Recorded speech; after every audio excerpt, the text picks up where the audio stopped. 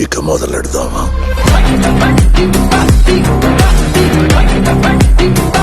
Welcome to మీ trader Telugu. ఈరోజు నిఫ్టీ న్యూట్రల్గా ఓపెన్ అయింది. అరౌండ్ 25,063 పాయింట్స్ దగ్గరగా నిఫ్టీ ఓపెన్ అయింది. ఈరోజు మార్నింగ్ నేను నిఫ్టీలో ఒక ట్రేడ్ తీసుకున్నాను. 24,950 పీఈని అరౌండ్ 24 రూపీస్ దగ్గరగా బై చేశాను. నేను 4,290 క్వాంటిటీని బై చేశాను. భయపడాల్సిన అవసరం లేదు. నేను ఆ ట్రేడ్లో పెట్టింది అరౌండ్ 1 lakh పెట్టాను. 1 lakh క్యాపిటల్ పెట్టాను నేను ఆ ట్రేడ్లో. నేను ట్రేడ్ తీసుకునేటప్పుడు మార్కెట్ 25,110 పాయింట్స్ దగ్గరగా ఉంది. ఈరోజు మార్నింగ్ నేను పీ ట్రేడ్ ఎందుకు తీసుకున్నానంటే, మొన్న ట్రంప్ గారు 25% టారిఫ్ తీసేసాము ఇండియా మీద, and India and European trade deals కూడా ఓకే అయ్యాయి. ఆ ఒప్పందాలు కూడా పాజిటివ్గా ఉన్నాయి కాబట్టి అది పాజిటివ్ న్యూస్ మార్కెట్కి. కానీ ఈరోజు మార్కెట్ గ్యాప్ అప్ ఓపెన్ అవ్వలేదు. సో పాజిటివ్ న్యూస్ వచ్చినా మార్కెట్ దాన్ని కన్సిడర్ చేయలేదు కదా, దానివల్ల మార్కెట్ ఇంకా డౌన్ సైడే ఉంది. ఓవరాల్ వ్యూ ఇంకా నెగిటివే ఉంది అన్న ఫ్యాక్టర్ మీద నేను ఈరోజు పీ ట్రేడ్ తీసుకున్నాను. అండ్ నేను ట్రేడ్ తీసుకున్న టైంలో 25,110 పాయింట్స్ దగ్గరగా ఉంది. సో అక్కడ మార్కెట్ రెసిస్టెన్స్ ఫేస్ చేసి 100 దగ్గర రెసిస్టెన్స్ ఫేస్ చేసి మార్కెట్ కొంచెం ఫాలో అవుతుందన్న వ్యూలో నేను పీ ట్రేడ్ తీసుకున్నాను. నేను పీసీఆర్ చెక్ చేస్తాను, కానీ మార్కెట్లో ఏదైనా న్యూస్ ఉంది అలాంటి టైంలో పీసీఆర్ అంత మేజర్ ఫ్యాక్టర్ అవ్వదు, న్యూస్ మేజర్ ఫ్యాక్టర్ అవుతుంది. సో నేను ఈరోజు మార్కెట్ ఆ న్యూస్ని అంత పాజిటివ్గా తీసుకోలేదు, అది పాజిటివ్ న్యూస్ అయినా సరే. సో ఆ వ్యూలో మార్కెట్ ఇంకా డౌన్ సైడే ఉందన్న వ్యూలో నేను ఈరోజు పీ ట్రేడ్ తీసుకున్నాను.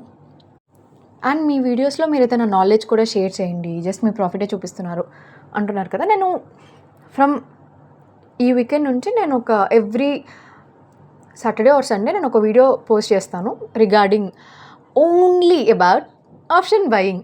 ఓన్లీ నేను ఆప్షన్ బయింగ్ గురించి మాత్రమే చెప్తాను. అండ్ నేను ఎవ్రీడే లెవెల్స్ చెప్పడానికి కూడా ట్రై చేస్తాను. అండ్ ఇంకో ఫ్యూ ఫ్యాక్టర్స్ కూడా నేను ఎక్స్ప్లెయిన్ చేయడానికి ట్రై చేస్తాను. ఇది ఓన్లీ నా ఎక్స్పీరియన్స్ మాత్రమే. ఈరోజు నేను ఒకటి చెప్తాను. ఈరోజు మార్నింగ్ నేను ఓటీఎంలో ట్రేడ్ తీసుకున్నాను. అవుట్ ఆఫ్ ద మనీలో నేను ట్రేడ్ తీసుకున్నాను. మార్కెట్ 25,110 పాయింట్స్ దగ్గరగా ఉన్నప్పుడు నేను 24,950 పీఈని బై చేశాను. నేను ఓటీఎంలో ట్రేడ్ తీసుకున్నాను. ఎందుకు? నేను అసలు ఎప్పుడు ఏటీఎంలో ట్రేడ్ తీసుకుంటాను, ఎప్పుడు ఓటీఎంలో ట్రేడ్ తీసుకుంటాను, ఎప్పుడు ఇన్ ద మనీలో ట్రేడ్ తీసుకుంటాను చెప్తాను. నేను ఈరోజు ఓటీఎంలో ఎందుకు ట్రేడ్ తీసుకున్నానంటే, ఈరోజు ఐవీ చెక్ చేస్తే 32 ఉంది. దట్ మీన్స్ చాలా మొమెంటంలో ఉంటుంది మార్కెట్, చాలా హై వలటైల్ మార్కెట్. ఆ వ్యూలో సపోజ్ నేను ఏటీఎం దగ్గర కానీ ఇన్ ద మనీ దగ్గర కానీ ఒక ట్రేడ్ తీసుకున్నాను. అప్పుడు ఆ టైంలో అవి 50 or 60 రూపీస్ ఉంటే దాన్ని నేను 2,000 క్వాంటిటీ కొన్నాను అనుకుందాం. 1 lakh క్యాపిటల్ దాంట్లో కూడా. కానీ దగ్గరగా ఏటీఎం దగ్గర కానీ ఇన్ ద మనీ దగ్గర కానీ అంత మొమెంటంలో ఉన్నప్పుడు ప్రీమియం చాలా ఫాస్ట్గా పడిపోతుంది. 50 రూపీస్ దగ్గర ఉన్న ప్రీమియం మొమెంటం కొంచెం ఆపోజిట్ డైరెక్షన్ అయితే, నా వ్యూకి ఆపోజిట్ డైరెక్షన్ అయితే ఒక 30కి పడిపోతుంది అంత మొమెంటంలో. బట్ నేను 24 రూపీస్ దగ్గర కొన్నది 22కే పడుతుంది ఆర్ 21కే పడుతుంది, 3 రూపీసే పడుతుంది. బట్ లాస్ ఒకటే, లాస్ వల్ల పెద్ద తేడా ఏం లేదు, లాస్ ఒకటే. బట్ మైండ్ సెట్ మ్యాటర్స్ ఇక్కడ.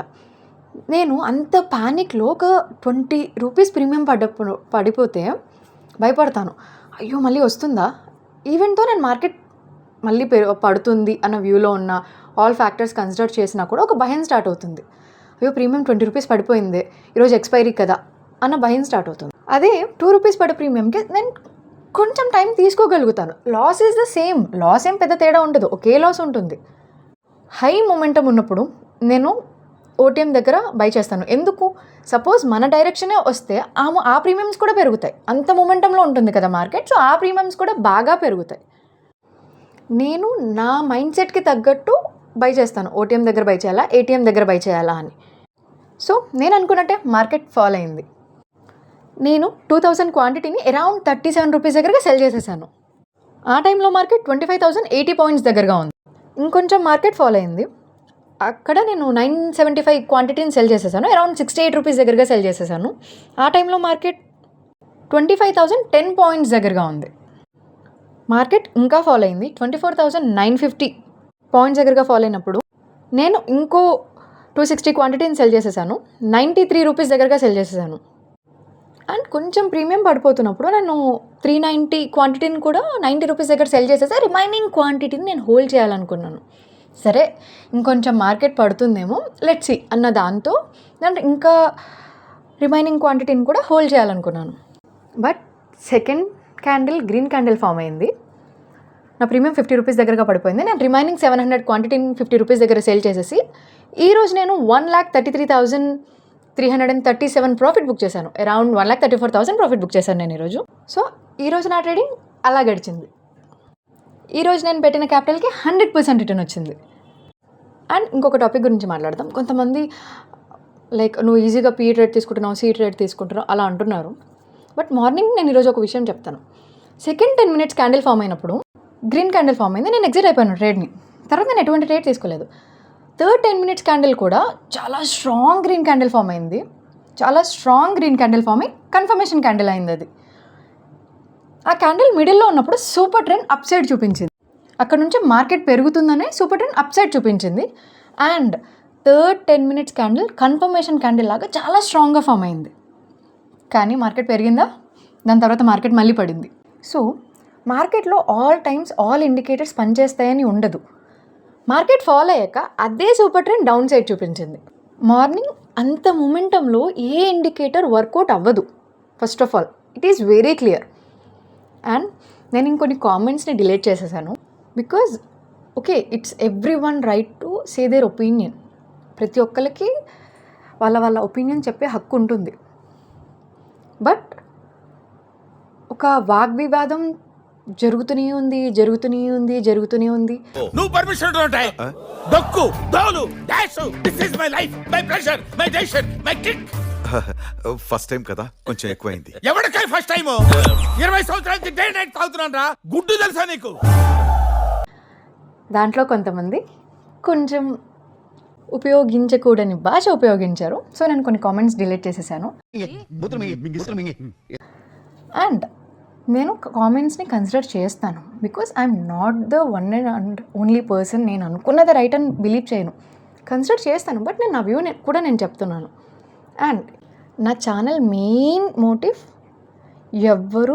ఎవరి మీద డిపెండ్ అయ్యి ట్రేడ్స్ తీసుకోకూడదు. ఎవరి కాల్స్ మీద అసలు డిపెండ్ అవ్వకూడదు. నేను ఈ సాటర్డే నుంచి ఎవ్రీ వీక్ ఒక వీడియో పోస్ట్ చేస్తాను రిగార్డింగ్ ఆప్షన్ బయింగ్. మళ్ళీ చెప్తున్నాను, ఆప్షన్ బయింగ్. నా నాలెడ్జ్ని షేర్ చేస్తాను. యూజ్ అయ్యే కొన్ని నేను నా ఎక్స్పీరియన్స్ని షేర్ చేస్తాను. అండ్ కొంచెం నాలెడ్జబుల్ వీడియోస్ పోస్ట్ చేస్తాను. దాన్ని మనం మైండ్ సెట్తో లింక్ చేస్తాను.